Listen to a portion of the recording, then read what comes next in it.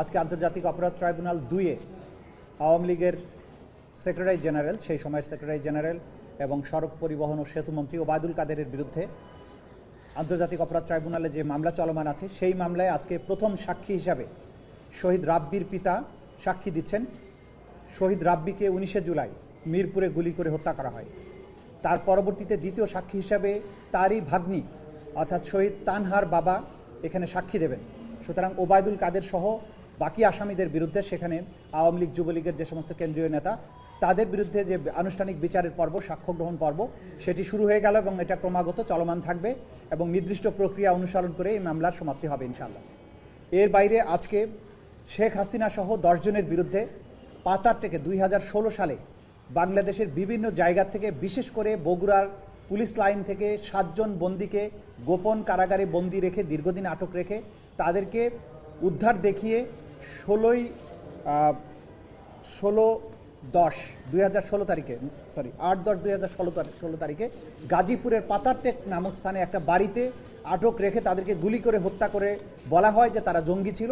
কিন্তু আমরা আমাদের তদন্ত সংস্থা বের করেছে যে এই 7 জন ব্যক্তিকে বাংলাদেশের বিভিন্ন জায়গা থেকে বিভিন্ন সময় গ্রেপ্তার করা হয়েছিল, তাদেরকে দীর্ঘদিন গুম করে রাখা হয়েছিল, পরবর্তীতে তাদেরকে এইভাবে গুলি করে হত্যা করা হয়। এই মামলাতে আজকে আসামিদেরকে উপস্থিত করানোর কথা ছিল, আসামিদের উপস্থিত করানো হয়নি। আগামী 2রা মার্চ শেখ হাসিনা সহ আসামি জাবেদ পাটোয়ারি, শহীদুল হক সহ বাকি আসামিদেরকে আদালতে উপস্থাপন পূর্বক এই মামলার পরবর্তী কার্যক্রম গ্রহণের জন্য আদালত নির্দেশ দিয়েছেন। এর বাইরে রাশেদ খান মেনন এবং কামরুল ইসলাম এই দুজনের বিরুদ্ধে যে আনুষ্ঠানিক অভিযোগ দাখিল করা হয়েছে সেটার ব্যাপারে শুনানি হয়ে তাদের বিরুদ্ধে আনুষ্ঠানিক অভিযোগ আমলে গ্রহণ করা হয়েছে। আগামী 2রা মার্চ তাদের বিরুদ্ধে অভিযোগের শুনানি অর্থাৎ চার্জ গঠনের শুনানি অনুষ্ঠিত হবে। গুমের মামলায় টিএফআইএ অর্থাৎ র্যাপিড অ্যাকশন ব্যাটালিয়নের যে গোপন বন্দিশালা টিএফআই সেল, সেই টিএফআই সেলের যে মামলা, যেটা সাবেক বেশ কয়েকজন সেনা কর্মকর্তার বিরুদ্ধে এই মামলা চলমান আছে, সেই মামলাতে আজকে সাক্ষীর জেরার জন্য নির্ধারিত ছিল সাক্ষী যিনি ব্যারিস্টার মীর আহমদ বিন কাশেম, তিনি সংসদ সদস্য নির্বাচিত হওয়ার কারণে সংসদ রিলেটেড বেশ কিছু কর্মকাণ্ডে তার উপস্থিতির প্রয়োজনে তিনি সংসদে ব্যস্ত আছেন। এই কারণে এই সাক্ষীটার তারিখ আমরা পিছিয়ে নিয়ে আগামী 25শে ফেব্রুয়ারি বুধবার তার বাকি জেরার জন্য আমরা নির্ধারণ করেছি।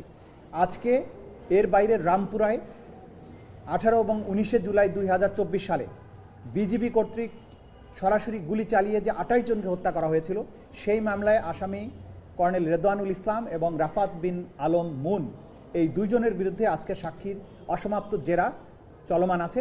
সাক্ষী আজকে সাক্ষ্য দিচ্ছেন এবং এই হচ্ছে আজকের দিনের আন্তর্জাতিক অপরাধ ট্রাইব্যুনালের মোটামুটি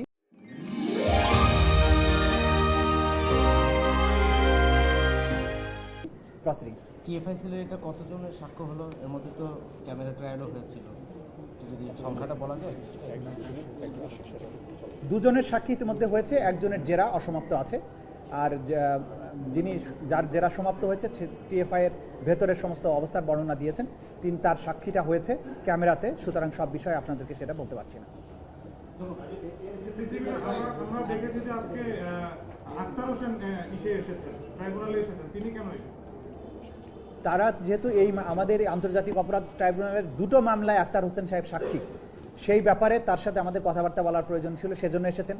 এর বাইরে উনি যেহেতু একটা রাজনৈতিক দলের নেতা এবং বর্তমানে সংসদ সদস্য, তিনি জানতে এসেছিলেন আমাদের কোন মামলার কতদূর অগ্রগতি, কী সমাচার, বা উনি যে মামলার সাক্ষী সেটা কবে নাগাদ সাক্ষ্য গ্রহণ হবে, এই সব বিষয়ে জানার জন্য, আমাদের অগ্রগতি জানার জন্য, আমাদের কোনো সমস্যা আছে কিনা এইসব বিষয়ে খোঁজখবর নেওয়ার জন্য একজন জুলাই যোদ্ধা হিসাবে, একজন রাজনীতিবিদ হিসাবে, একজন সংসদ সদস্য হিসাবে, একজন সাক্ষী হিসাবে, সব ক্যাপাসিটিতেই তিনি আমাদের কাছে এসেছিলেন জানার জন্য।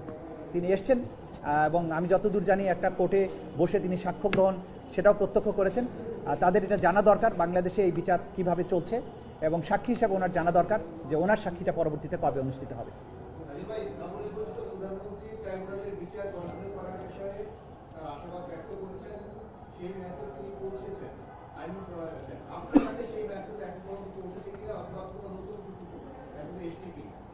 সরকারের পক্ষ থেকে আনুষ্ঠানিক মেসেজ না আসলেও অনানুষ্ঠানিকভাবে আমাদেরকে বলা হয়েছে আইন তার নিজস্ব গতিতে চলবে, এবং বিশেষ করে আপনারা গতকালকে হয়তো দেখেছেন মাননীয় আইনমন্ত্রী তিনি বলেছেন যে আন্তর্জাতিক অপরাধ ট্রাইব্যুনালের যে কার্যক্রম সেটা স্বাভাবিক গতিতেই চলমান থাকবে। সুতরাং আমরা আশা করছি, দেশবাসীর মতো আমাদেরও তো প্রত্যাশা যে যেখানে বিচারের জায়গা বিচারের মতো চলমান থাকবে।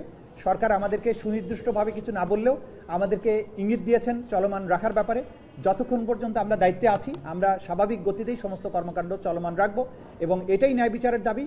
আমরা এখানে থাকি কি না থাকি সেটা বড় কথা না, বিচার তো চলমান থাকবে অবশ্যই। সরকার সে ব্যাপারে পজিটিভ সিগন্যাল দিয়েছেন বলেই আমরা মনে করছি। আপনাদের না থাকার বিষয়ে কিছু না,